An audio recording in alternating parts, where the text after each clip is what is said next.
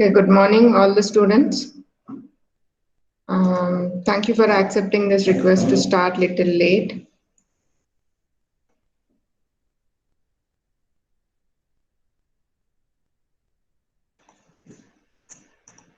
Can you all see the presentation?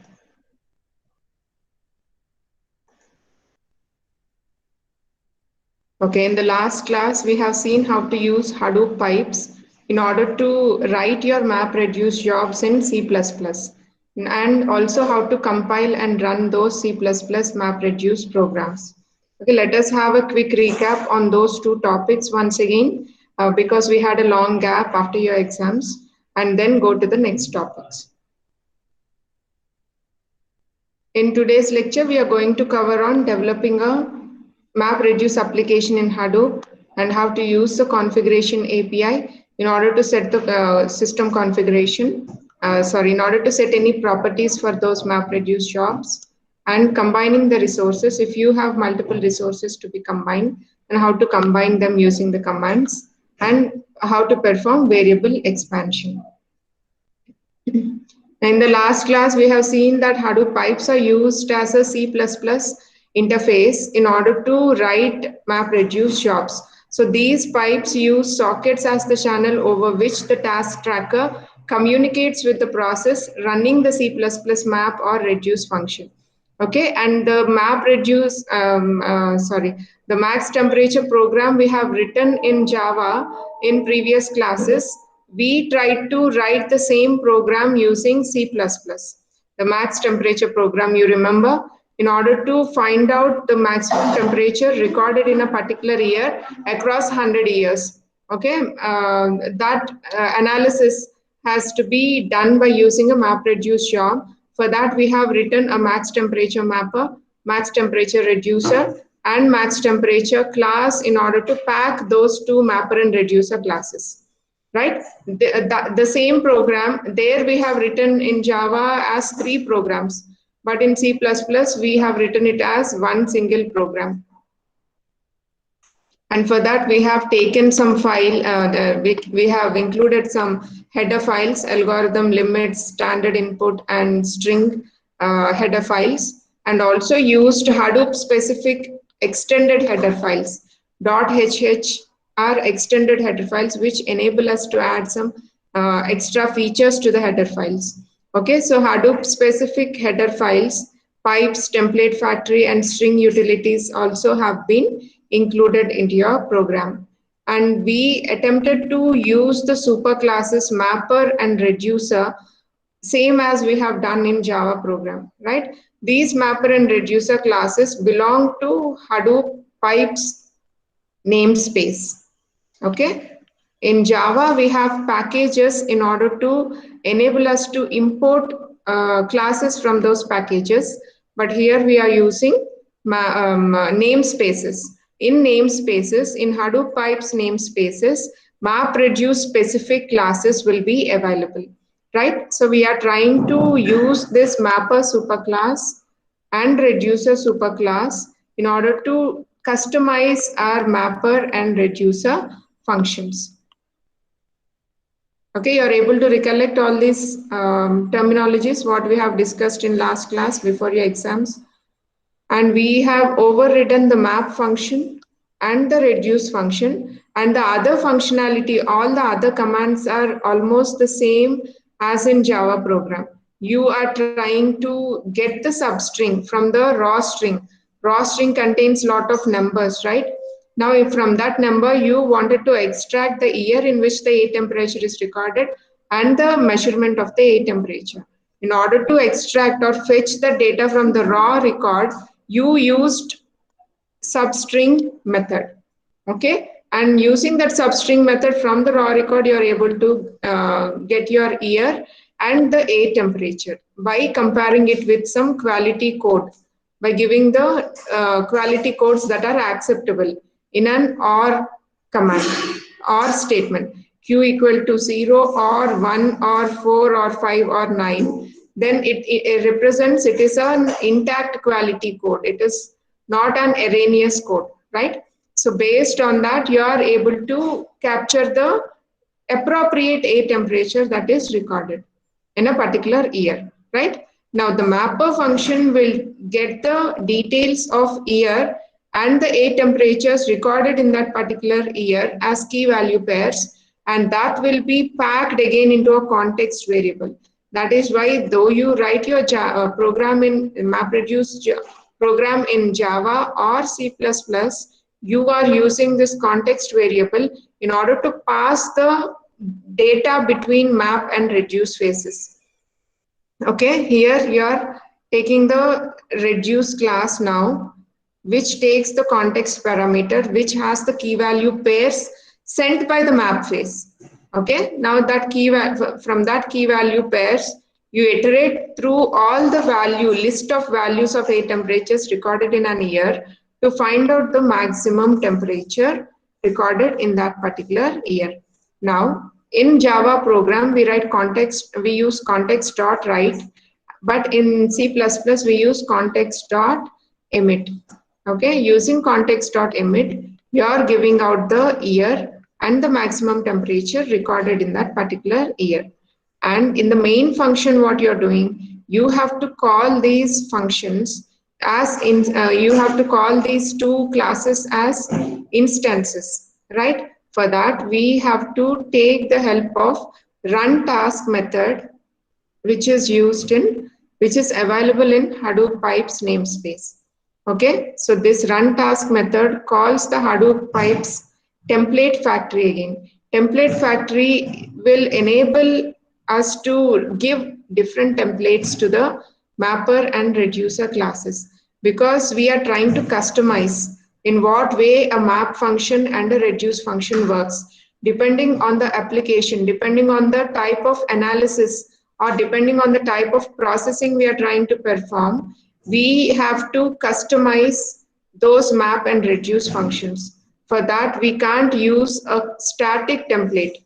So we are using template factory from Hadoop pipes namespace in order to customize in whatever template we want, right? And it is using max temperature mapper and max temperature reducer instances, so that they will be invoked and run. The task will be run, and it returns a Boolean value if the task is completed or not completed. It returns 0 if the task is not completed, or it returns 1 to say that the task is completed. Okay, this is how a C++ program works, and we have seen the commands in order to compile this map reduce job by giving some parameters like platform on which you are running this map reduce job, right? So you're trying to give here the platform as Linux, and you are specifying that you're running it on a 32-bit system. That is how we have given this command, right? As I told you, you need not hard core remember this particular statement. Okay, you just understand the code, that is enough. And compile the program. Compiling the program has a static template which you can just see and understand, but need not specify as it is, because it is difficult, right? This template to remember. So you just understand how it works. The main focus should be on how you write the map reduce programs. And then we have used machine in pseudo distributed mode in order to run this C++ program of map reduce using Hadoop pipes. And we have taken Hadoop pipes Java record reader and Hadoop pipes Java record writer and tried to initialize it with true, right? So we are trying to use a default Java's record reader and record writer here. But if we want to use C++ record reader and record writer, that also can be done. It is optional. Either you can prefer to go for Java's record reader and writer, or stay with C++ record reader and writer. Now let us see how to develop a map reduce application. Writing a program in MapReduce follows a certain pattern. You have to follow some well-defined steps in order to write the MapReduce application. You start by writing your map and reduce functions. You have done the same thing in Java and you have done the same thing in C++ also, right? So you start by writing your map reduce functions first, ideally with unit tests to make sure they do what you expect. Okay, so what do you mean by this unit test? For every, you might have done this in Python also. If you want to test a particular block of function, immediately under that you can give an unit test which will give you some result and you tally that result with your expected result. If it is same, then your task is performing correctly. Your function is executing correctly. Okay. So you need to add unit test. That is ideal. Though it is not compulsory, in order to check whether each block of your program is working well or not, it is always advisable to add some unit tests, right? So you start by writing your map reduce functions, ideally with unit tests to make sure they do what you expect. Each block's expected result, whether it is meeting or not, that can be immediately checked by this unit test.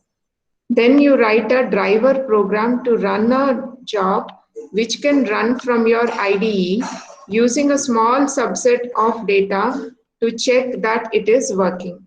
So what is the next step? Remember, you are not going to deploy your MapReduce program directly onto your cluster. First, you're trying to check whether that MapReduce program works with a smaller data set at a smaller scale on your local system. Only then you transport it onto HDFS cluster, right? So the next step is to write a driver program to run a job which drives the job, which can run from your integrated development environment itself using a smaller data set to check that it is working, to check that it is working without any bugs or errors. Now, if it fails, if at all some error is thrown, you can use your IDE's debugger to find the source of the problem. Say you're using your Java integrated development environment or you're using your Python integrated development environment in order to run map reduce jobs at a smaller scale. Now that IDE has some debugger, right? So that debugger will help you to find the source of the error, find the source of the problem where that issue has arisen, and immediately you will be able to solve that because it is easy to do that at your local machine because you haven't transported it to a HDFS cluster. With this information, you can expand your unit test to cover this case and improve your mapper or reducer as appropriate to handle such input correctly. If at all some error arises, what do? You can change your unit test. You write unit test for every function, right? And check whether that unit test result is as expected or not. If it if it is not as expected, then immediately you can cover that exception also. You can cover that particular case also because of which that error is arising and improve your mapper and reducer classes so as to handle that input also in a correct way so that it doesn't throw any error. It doesn't throw any problem. Okay, so when the program runs as expected, against the small data set, you're ready to unleash it on a cluster, right? Now, your program is working very well. Your program is running as expected. It is not throwing any exceptions. It is not giving any errors. It is not raising any errors. In such case, when it is working fine with the smaller data set, now your next step is to unleash it on a cluster, deploy it on a cluster, send it to be working on a cluster, transport it to a cluster. Okay. Now, running against the full data set is likely to expose some more issues which you can fix as before by expanding your tests and mapper or reducer to handle the new cases. Now, when you're running against the full data set and when you're running it on a cluster, it is always likely to expose some extra issues, some extra errors. But do not be discouraged, even that can be fixed as before by expanding your test or by expanding your unit test or by using mapper and by changing the mapper and reducers so that they handle the new cases also which are raising the errors. Now, debugging failing programs in the cluster is a challenge, so we look at some common techniques to make it easier.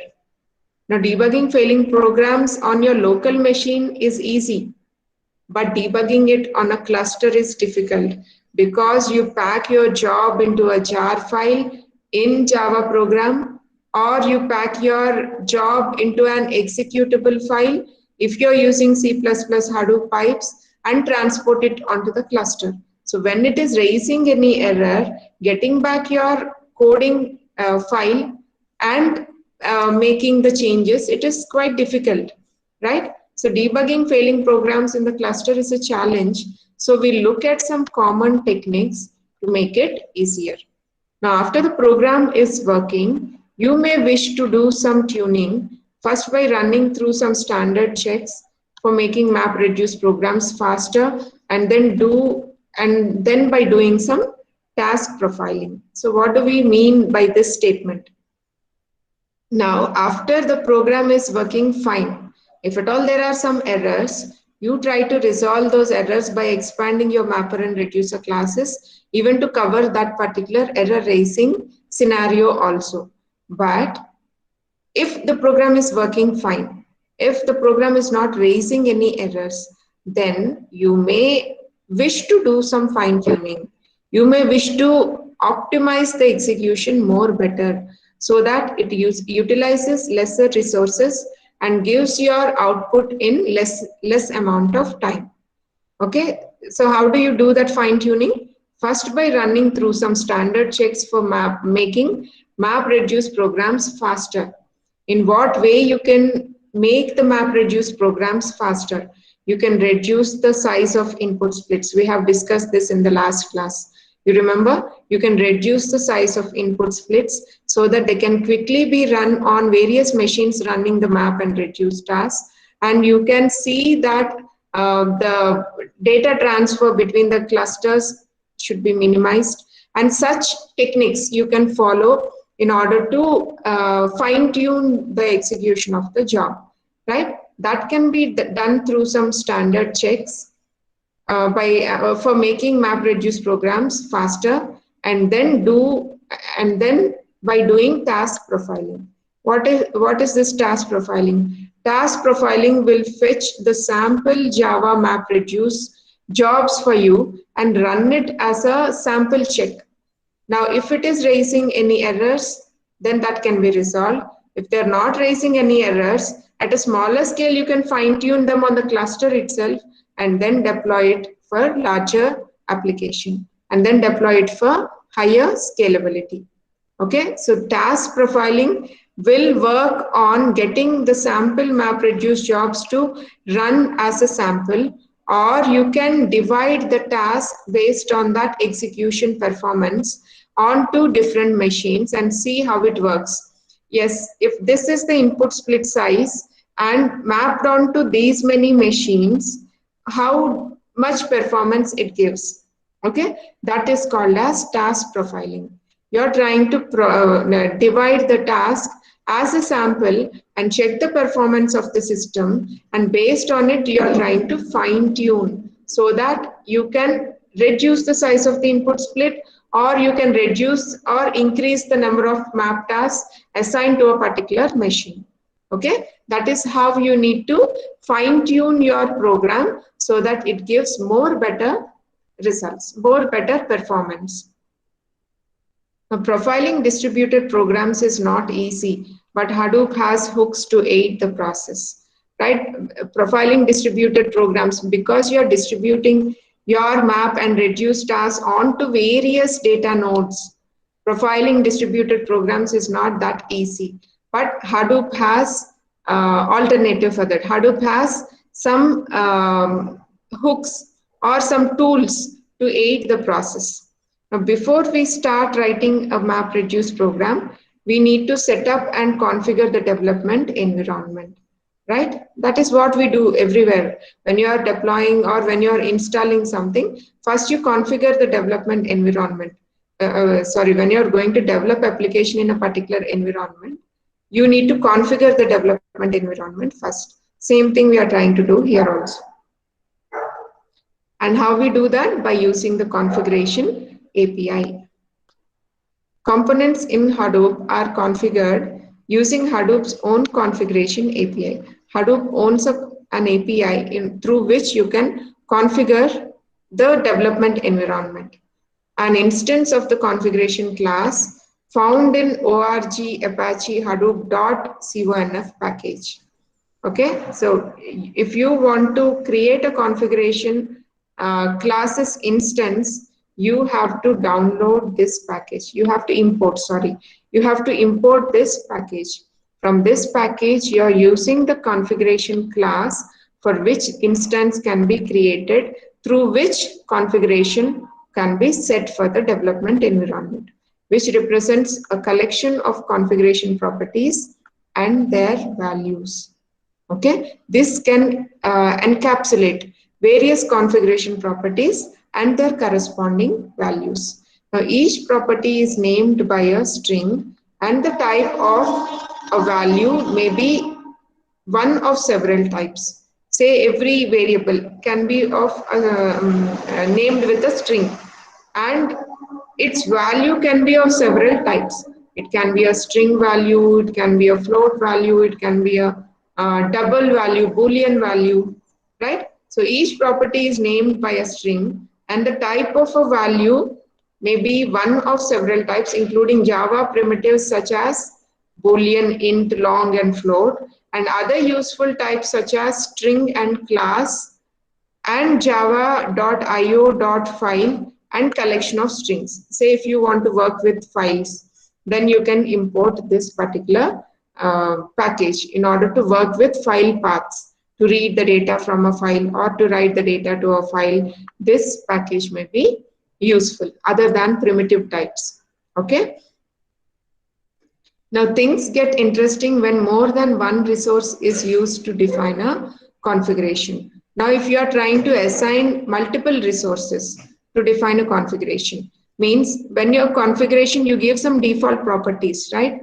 Now through one resource, if you set the default properties, it is fine. Now when two resources are trying to set the default properties, then the things will get little complex, and it makes the situation interesting.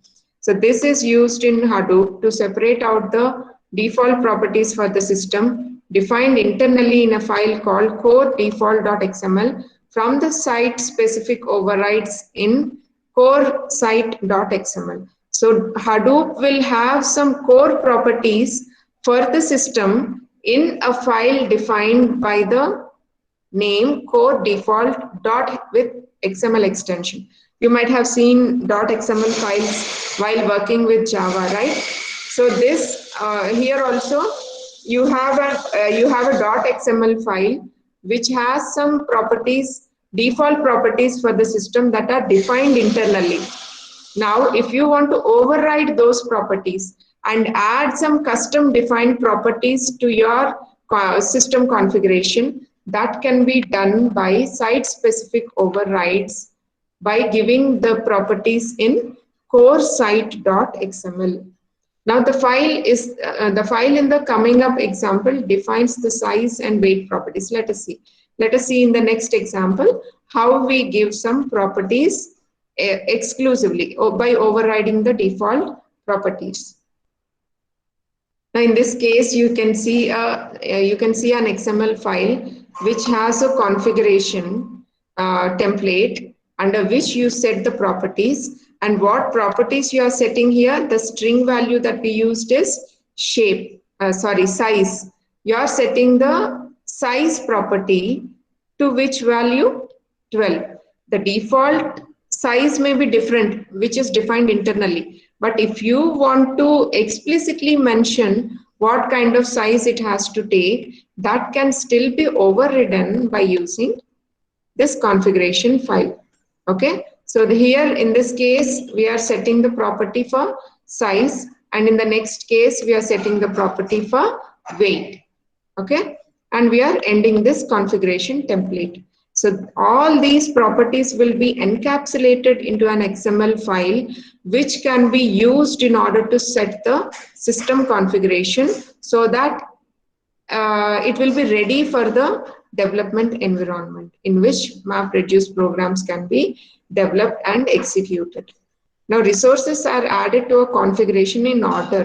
If there are multiple resources, say one resource had some properties and another resource is trying to set some properties, and you want to use these two resources to set the configuration. How can you do that? You can add it in an order. You can add the resources in an order. First, you have to create the configuration object by using the configuration class. As new instance of the configuration class, you're creating a configuration object. Now, using the configuration object, you're adding the resource. What resource you're adding here? The first XML file, configuration1.xml, and any other properties you want to add separately, you can add the resource as second configuration file. Okay, but there are again some important things to remember here. If at all a resource is added later, that resources properties will override the existing resources properties that we are going to see in the next slide. Now see here how to combine the resources. If you're having two resources in place, if you're having two resources that are being added through configuration object, then how to combine those resources. Properties defined in resources that are added later override the earlier definitions. This is what I said. Say there are some properties in the configuration1.xml. Now, when you add configuration2.xml, the properties that are defined in configuration1.xml will be overridden completely. So the size property takes its value from the second configuration file, that is configuration2.xml. Say when you use assert that method in order to get the configuration's size value, it will be still 0 and it will not be equal to 12, because this you have set in configuration1 file, but this you have overridden in the second configuration file. That is why both the values are not equal. That can be shown by the assert that method. However, properties that are marked as final can't be overridden in later definitions. So if you want the customer not to change some default properties, in such cases, you can make them as final properties. I'm repeating this again.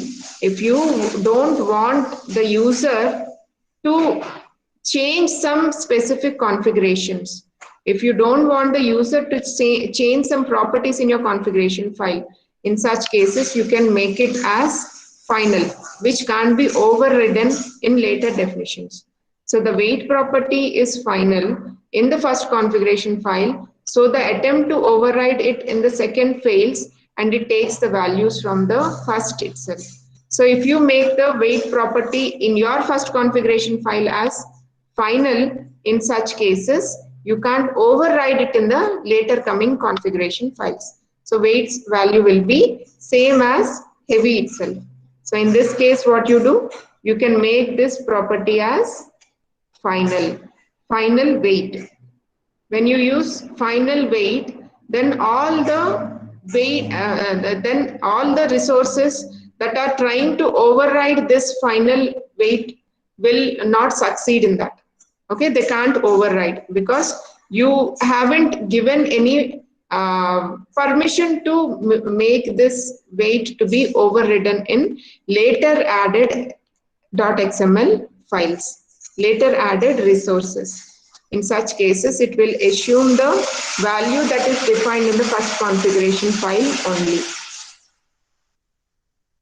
Now, attempting to override final properties usually indicates a configuration error. So this results in a warning message being logged to aid diagnosis.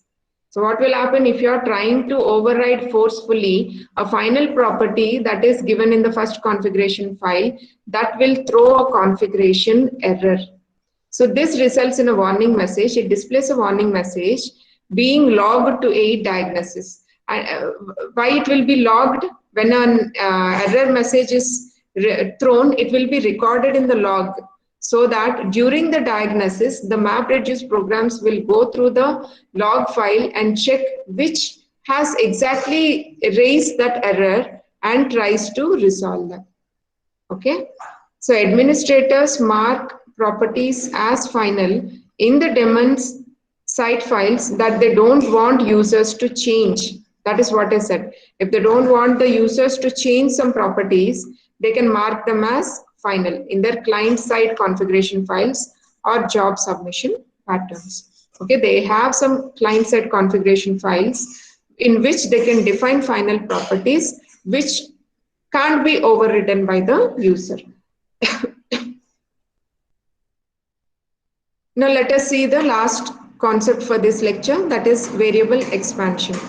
The configuration properties can be defined in terms of other properties or system properties also sometimes.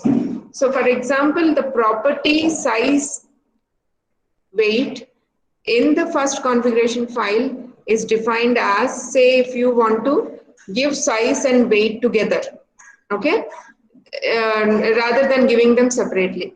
In that way, you can expand the variables. Size taking 12, weight taking heavy separately, that you can do. Now you can expand the variables by taking them together also. Size weight. Here we are taking the property as size weight in the first configuration file, and they'll be defined as $size and $weight to appear together. And these properties are expanded using the values found in the configuration. So when you use assert that method, you can notice that their values will be fetched as 12 and heavy, same as what you have mentioned in your first configuration file. Now, system properties take priority over properties defined in resource files. Now, if you have any properties defined in the resource files, still over that system properties will be given more priority. Okay, so if you set a property using system.set property, then and give the size value as 14, then that sizes value will be 14 itself. It can't be overridden. It can't be overridden through the resource configuration file. Understand this carefully. System properties take priority over properties defined in resource files. So when you use system to set the property of a variable, say size, set to 14, and you are trying to fetch the size and weight values from the configuration file by using assert that configuration dot get the values of size and weight. Though we have given the size as 12, it will still be 14 because system properties will be given priority, right? So yeah. So this feature is useful for overriding properties on the command line by using d property equal to value JVM arguments. Now this feature of system property is useful for overriding properties on the command line. If you have given any properties on the command line by using d property equal to value as JVM arguments, even that can be neglected if you have system.set property in place. Okay, so you can't make the users override the properties by adding additional resource files or by adding d property equal to some value through the command line. In no way the system properties can be overridden. Always system properties will be given higher priority than the customized properties by the client or user. Note that although configuration properties can be defined in terms of system properties, unless system properties are redefined using configuration properties, They are not accessible through the configuration API. So if you take here system property and set length property to be 2, though it is set through system property, it is not accessible through configuration API unless system properties are redefined using configuration properties. So you have to take the system properties once again into a configuration file and add it as a resource. Until then, it will not be available for the system to use that property. So when you fetch length value, it will be equal to null if it is not set to a not set through a configuration file. So what you understood from this, though you set the system properties, they have to be once again redefined using the configuration file .xml file and added as a resource. Until it is added as a resource, that will not be accessible through the configuration API. Okay, in the next class, we'll cover on setting up the development environment for building a MapReduce application, managing the configuration, and generic options parser, tool, and tool runner. Students, you have any doubts in what all discussed today? Is it clear for all of you? You have a little bit of coding in the fifth module, but if you understand, you can easily write it in the exam. But I advise always to refer to the videos repeatedly to understand the coding if you have any doubt. Okay? We'll end this class and wait for attendance.